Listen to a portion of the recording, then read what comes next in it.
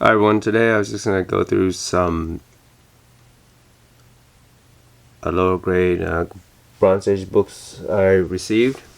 And I wanted to start off with this set here. Journey Mystery number 14 and 15 was a bi-monthly title. And I wanted to show that they reduce the width of the comic. The only reason is to save paper costs, maybe shipping costs because it's lighter. So I know they've done this in the Golden Age. So if you look at these two, they're about the same size. So in February of 1974, or cover date 1974, you can tell that the width is reduced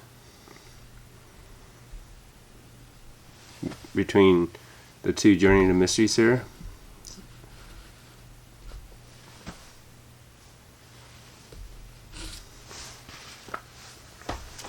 So some other books where monsters dwell. These are just reprints of the old timely horrors. Here's Warsaw. This is not a reprint. This is actually, I think, the second appearance of Death in the Marvel Universe. And as a comic reader might know, if you watched the Avengers movie, they don't adapt this part of the story, but Thanos, did what he did because he loved Death and he wanted to balance the universe. But I don't believe Death reciprocated that love. Tomb of Dracula number 30. Werewolf by Night.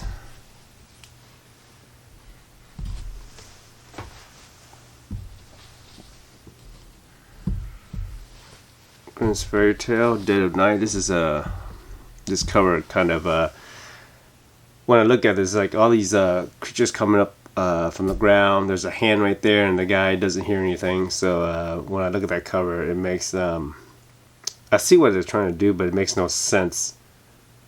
You got this one creature opening a manhole, breaking a rock, and I assume it doesn't make any noises. Dr. Spectre. So one time I thought Dr. Spectre was a anthology book with a bunch of stories, but actually Dr. Spectre is a werewolf, and it's the book is full length. Vault of Evil. Another Tomb of Darkness. I believe this one reprints. Let me look at this. I believe this one reprints a comic that I haven't seen too many times. Men's Adventure number 25 reprints one of the stories. So Men's Adventure was a Atlas title. Twilight Zone, Monsters Dwell, Vault of Evil.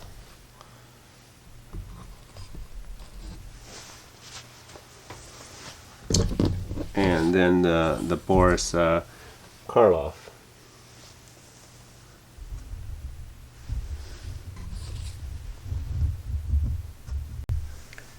I wanted to show these next books together.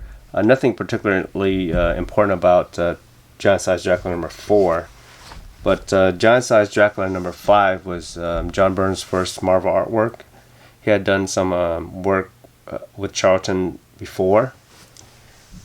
And one of the things that was I'm not too very fond of artistic inking styles that destroys someone else's pencils. But when you look at this artwork, you can't really tell that it's John Byrne's style. Maybe his layouts or the action sequences, but the artwork itself, inked by Rudy Nebris, you can't tell that's John Byrne's art, unfortunately. And I wanted to do another John Byrne video sometime in the future. He was, I would say, like the equivalent of Jack Kirby in the 80s in terms of output. And this is a Weird World, and this was penciled by Mike Plog. Unfortunately, this is the reason I wanted to show this book also. It was inked by Alex Nino, and I can't really see Mike Plogg's art at all in this work, and that's I just don't. I'm not very fond of inking styles. It just hides the original penciler's art style. These last set of books are Modern Comics. They were actually an imprint of Charlton, and they were all reprints. When I did research on the internet, Modern Comics was the equivalent of like Whitman in a way, where they packaged Charlton comics up in bags and sold them together. And I don't really see a lot of the bags, sealed bags for sale. I saw one recently. It didn't fetch a lot, and it was the comics looked pretty not in great condition. But modern comics in general don't seem to be very sought after, and they do have the signature, kind of like some of the comics have the signature.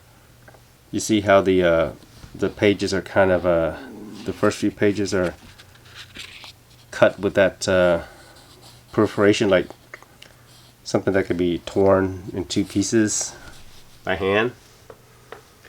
So I'm going to go through these. They did reprint a few key books, Midnight Tales, and they usually kept the same number. So this would be a reprint of Midnight Tales number 17. And I believe in this one, all these 35 centers were from 1977. And in this particular case, Midnight Tales number 17 came out in 1975. There's Blue Beetle. This reprints Blue Beetle number 1.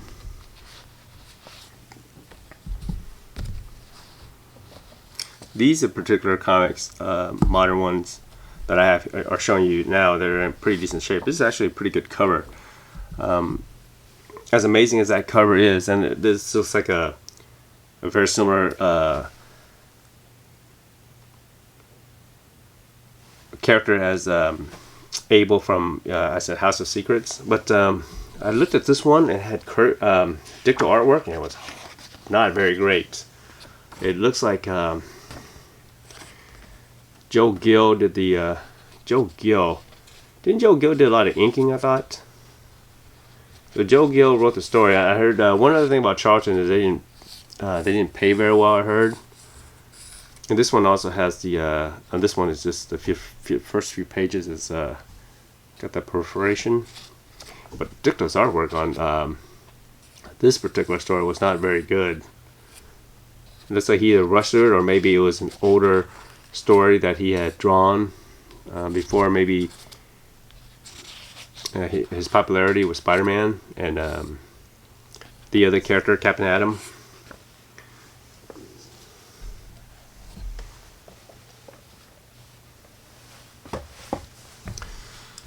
So this is 84. I got 2 copies of this one. This one in particular, the staples are really far. This is manufacturing staples. They're all the way, about I don't know, a centimeter or two, about a centimeter away from the border. That's pretty far. I don't see that very often. This one is actually a reprint of a key issue, the first appearance of the Blue Beetle. Vengeance Squad, Yang. Maybe one day, got these 3 comics. Maybe one of these modern comics will have some, some people collecting them. This one, there's a print up here. It's not inside the comic, so I have 2 of them that were like that. I'll show you another one in a moment. But when I looked, there's no indentation, so it's probably there's no indentation or anything right here, so nothing someone pressed in. So I haven't seen that one before. Oh, the one behind it also had it also.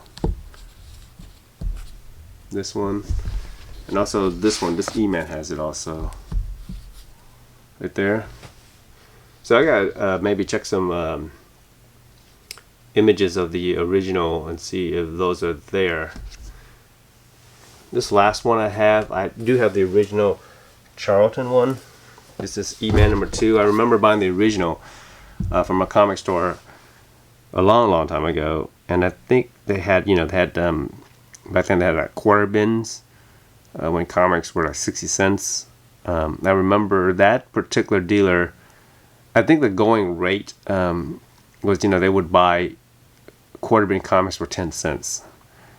And then just, if they couldn't sell it for more than a quarter, they would throw in a quarter bin. And E-Man, I believe E-Man #2 was one of the first quarter bin comic books I ever purchased. Thank you for watching. Hope to see you again.